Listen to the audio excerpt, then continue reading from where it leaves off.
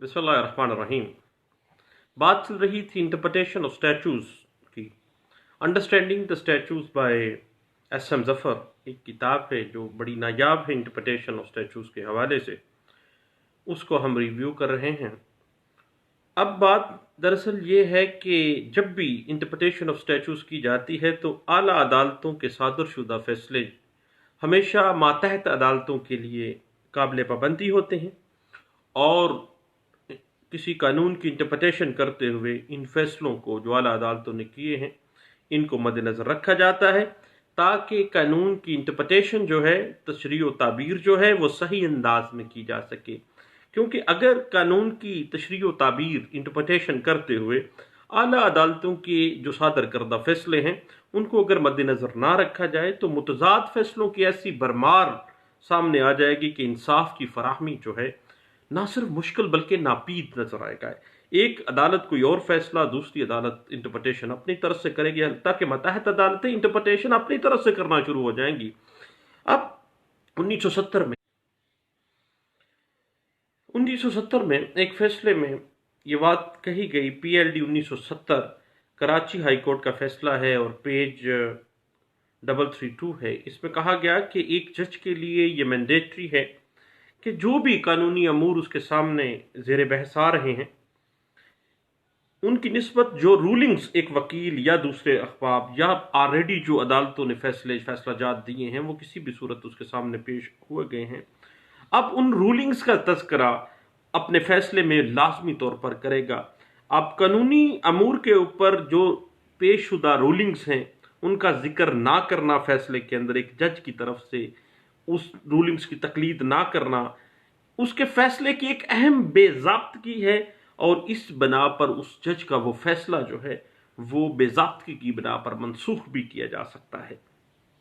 अब प्रेसिडेंट से वाकफियत रखना जो है जज साहबान का फरीज़ा है, बल्कि उनका फरीज़ा ये भी है कि वो उनके सामने जो भी प्रेसिडेंट्स जो भी नज़ायर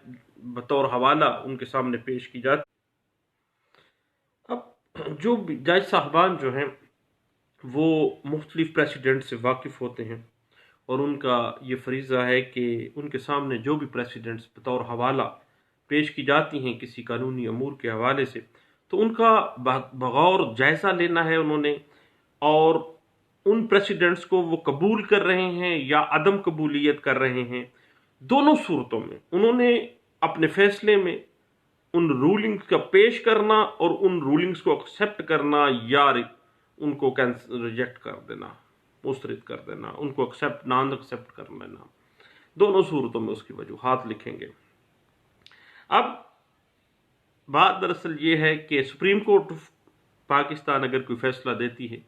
तो सुप्रीम कोर्ट का फैसला मुल्क की तमाम मातहत अदलिया के ऊपर, जिसमें हाई कोर्ट्स भी शामिल हैं, काबिल पाबंदी है। और कॉन्स्टिट्यूशन ऑफ पाकिस्तान भी ये वाज़ेह कर रहा है कि सुप्रीम कोर्ट के फैसले जो हैं तमाम अदालतों के लिए पाबंदी मैंडेटरी। जनाब, इंटरप्रिटेशन ऑफ स्टैचूज की बात हो रही थी, तो आर्टिकल 189 कॉन्स्टिट्यूशन ऑफ पाकिस्तान 1973 वाज़ेह करता है कि सुप्रीम कोर्ट ऑफ पाकिस्तान का जो फैसला है वो तमाम मातहत अदालतों के लिए काबिल पाबंदी है, और जब भी सुप्रीम कोर्ट के दो फैसलों के अंदर कोई मुतज़ाद इंटरप्रिटेशन आ जाए, मुतज़ाद मामला आ जाए, इख्तलाफ सामने आ जाए,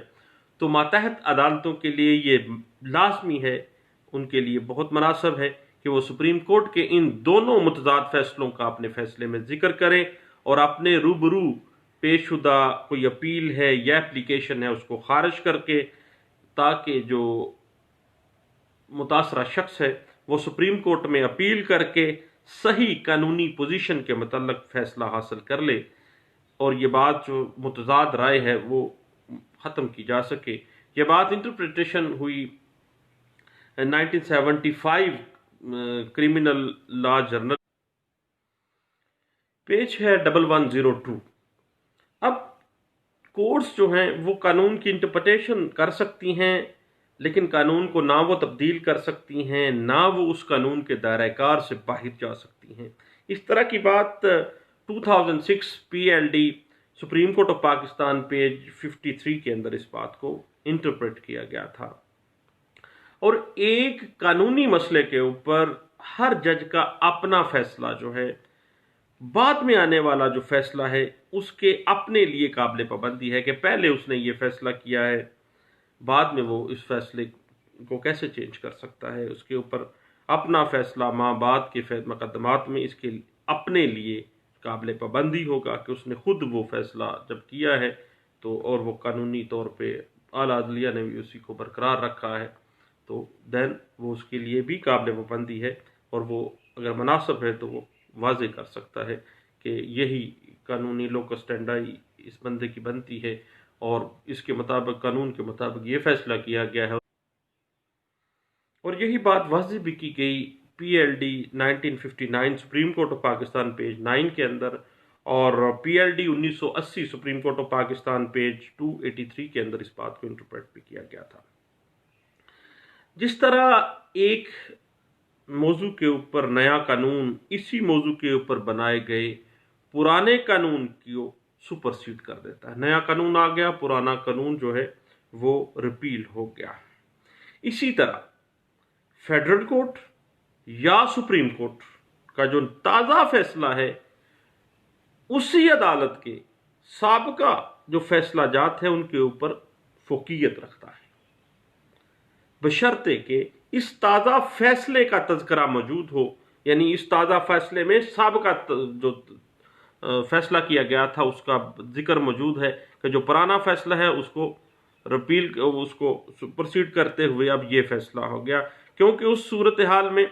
अगर ये तज़किरा नहीं किया गया, समझा,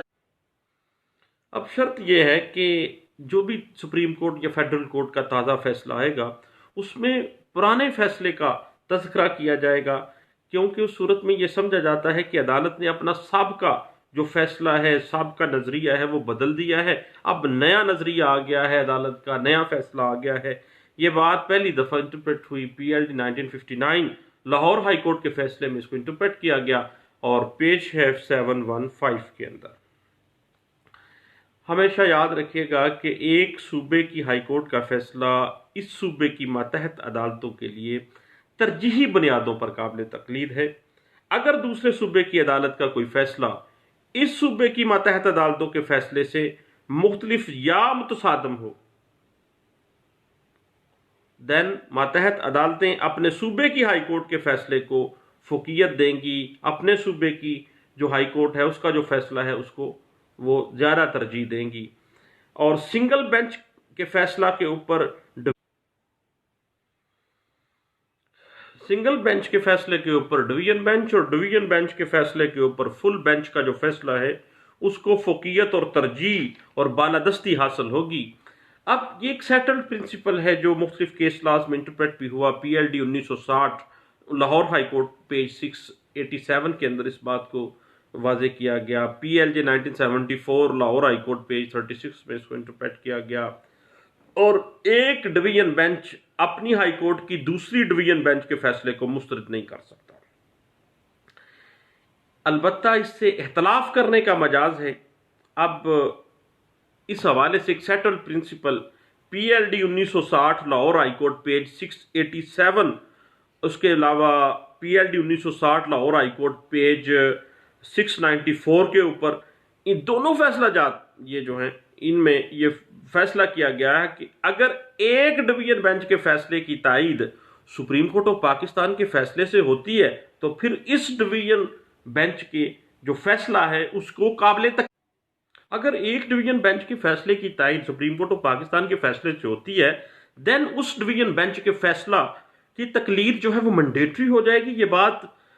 एक सेटल्ड प्रिंसिपल है कानून की इंटरप्रिटेशन में। PLD 1947 के अंदर लाहौर हाई कोर्ट के एक फैसले में पेज 13 के अंदर इसको इंटरप्रेट किया गया था।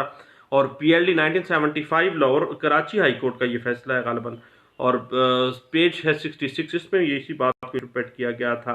अब एक हाई कोर्ट के जज साहबान जो हैं उनको हमेशा राय जो है हम आहंग होनी चाहिए उनकी। अब 3 जजों के फुल बेंच के फैसले को इसी अदालत के 5 या 7 जजेस के ज़्यादा बड़ी बेंच भी मुस्तरद नहीं कर सकती है। अब 3 बेंच का जो फुल कोर्ट का फैसला है وہ فل کورٹ کا بینچ کا فیصلہ ہے، اسی عدالت کے 5 جج بیٹھ جائیں یا 7 جج بیٹھ جائیں تو وہ اس سے بڑا بینچ بن جائے گا، لیکن وہ اس فیصلے کو مسترد جو ہے نہیں کر سکتے ہیں۔ یہ سیٹلڈ پرنسپل کا درجہ حاصل کر گیا ہے انٹرپریٹیشن کے حوالے سے، اور یہ بات P L D 1966 supreme court of Pakistan کا پیج ہے۔ بات ہو رہی تھی P L D 1966 supreme court of Pakistan page 854 کے اندر اس بات کو انٹرپریٹ کیا گیا تھا۔ میں معذرت خواہ ہوں، میرا انٹرنیٹ جو ہے وہ بار بار ڈسکنیکٹ ہو رہا ہے، لیکن چلتے ہیں۔ اس کے بعد انٹرپریٹیشن آف اسٹیچوز میں یہ بات ذہن میں رکھیے گا پریسیڈنٹس کے حوالے سے کہ پریسیڈنٹس قابل پابندی ہیں سپریم کورٹ کے ماتحت عدالتوں کے لیے، ہائی کورٹ کے اپنے صوبے کی اور دوسرے صوبوں کی حد تک بھی، اور فل بینچ سنگل بینچ کا فیصلہ سپرسیڈ کرتا ہے ڈبل بینچ، اور ڈبل بینچ کا فیصلہ سپرسیڈ ہو جاتا ہے فل بینچ میں جا کے، فل بینچ سپرسیڈ کر جاتا ہے۔ اور اسی طرح سے ایک ہائی کورٹ کے جو 3 ججز کا فل بینچ ہے، ان کا فیصلہ جو ہے وہ اسی عدالت کے 5 یا 7 ججز بھی اس کو مسترد نہیں کر سکتے ہیں۔ اور ایک بڑی اہم بات ہے کہ برطانوی پریوی کونسل کے وہ فیصلہ جات جو پاکستان بننے سے پہلے کے چل رہے ہیں، یا پریوی کونسل کے کوئی بھی جو فیصلہ جات جن سے پاکستان کی فیڈرل، برطانوی پریوی کونسل کے حوالے سے انٹرپریٹیشن آف اسٹیچوز میں ہم بات کر رہے ہیں کہ برطانوی پریوی کونسل کے وہ فیصلہ جات جن سے سپریم کورٹ آف پاکستان نے اختلاف رائے نہیں کیا ہے، ابھی تک وہ پاکستان کی تمام عدالتوں میں وہ قابل تکریم ہیں، قابل عزت ہیں اور تقلید کے مستحق ان کو سمجھا جاتا ہے، کہ البتہ وہ بائنڈنگز کا درجہ تو نہیں حاصل کر جاتے۔ اور یہ بات انٹرپریٹ ہوئی تھی پہلی دفعہ all India reports 1945 Lahore high court کے ایک مقدمے میں، کہ جب بھی کبھی کوئی ہائی کورٹ اگر برطانوی پریوی کونسل کے فیصلے کو نہ مسترد کرے تو وہ اس کو تکریم یا دیکھا جائے گا، اس کو عزت دی جائے گی۔